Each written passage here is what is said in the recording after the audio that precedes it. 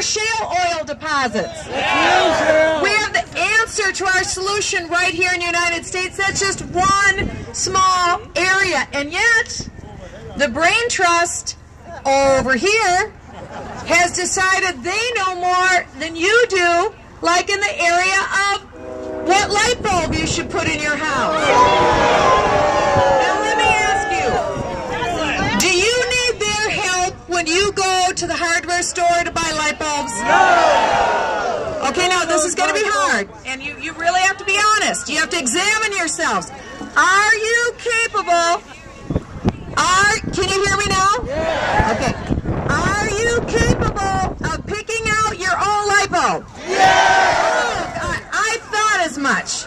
This is an extremely intelligent crowd, in addition to being very good looking, and you also seem to be very well tempered and very well mannered. I want to hang with you.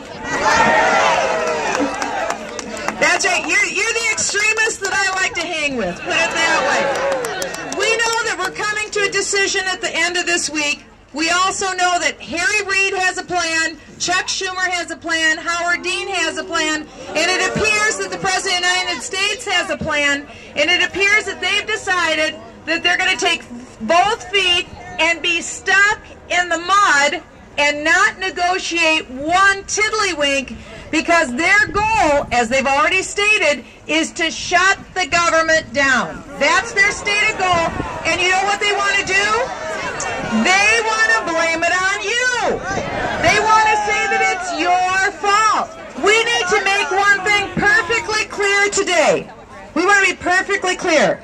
There is no such thing as an actual government shutdown. That's right. There isn't, because we know that Social Security checks will continue to go out, the military will continue to go forward, and we also know that there will be a very large number of government employees that will stay on the job. Some will be furloughed, but they will stay on the job. So let's just be clear, first of all, it is a government slowdown. There is no such thing as a shutdown. So let's be clear about that first. Let's also be clear that this game cannot continue to go forward where, like last week, they borrowed $99 billion according to the Federal Times. That can't go on. Let me just give you one picture of what America's future could look like in the not-too-distant future. Last night, the country of Portugal had to borrow money to run their government for another 6 months. They had to borrow money at over 5% rate of interest. That's 35 times more than what the United States pays to borrow. Why do I tell you that? Because when you have such huge debt and such huge entitlement obligations that it's virtually impossible to pay them, then your borrowers extract a very high price.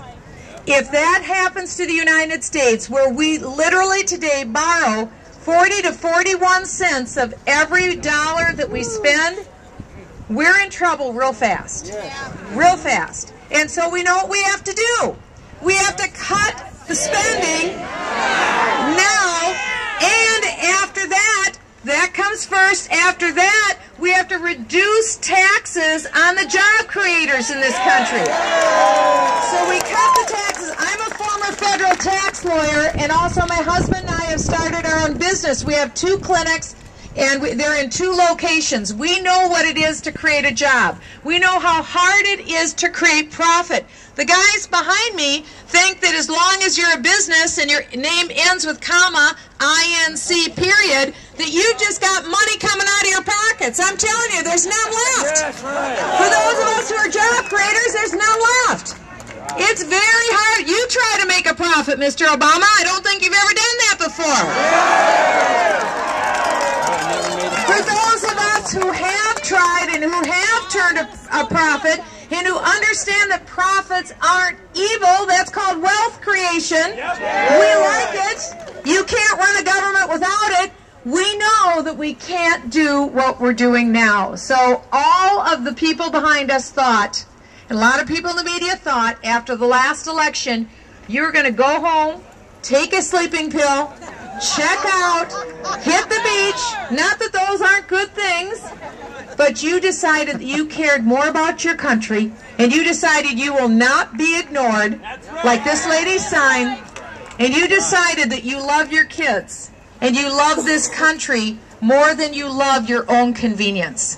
And I'm here to thank you and applaud you that you care enough about this country, that you boarded buses, you came down here or up here or from the side, because we are one today. We are one. We are one standing together for resuming fiscal sanity in the United States. So I'm here to say, be encouraged, stand strong, hold your member of Congress and senators' feet to the fire, because the American people are with you, and we will prevail. God bless all of you, and God bless the greatest country in the history of man.